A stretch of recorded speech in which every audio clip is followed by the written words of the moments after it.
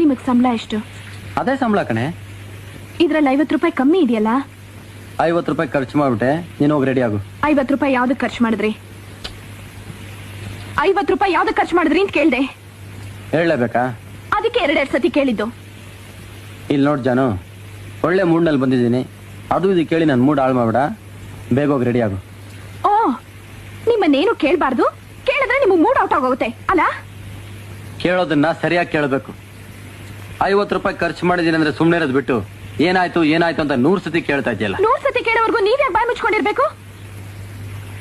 ಸಂಬಳನ್ ಹಾಗೆ ತಂದ್ಕೊಟ್ಟು ಖರ್ಚಿಗೆ ಬೇಕು ಅಂತ ಕೇಳಿ ತಗೊಳ್ಳೋದು ತಾನೆ. ನಾನು ಗಂಡಸು, ಸಂಪಾದನೆ ಮಾಡೋನು ನಾನು, ಖರ್ಚು ಮಾಡೋ ಅಧಿಕಾರನೂ ನನಗಿದೆ. ಇದನ್ನೆಲ್ಲ ನಿನ್ನ ಹತ್ರ ಹೇಳೋ ಅವಶ್ಯಕತೆ ನನಗಿಲ್ಲ. ಅವಶ್ಯಕತೆ ಇಲ್ವಾ? ಇದನ್ನೆಲ್ಲ ತಗೊಳ್ಳಿ, ಎಲ್ಲ ಖರ್ಚು ಮಾಡ್ಕೊಂಬನ್ನಿ.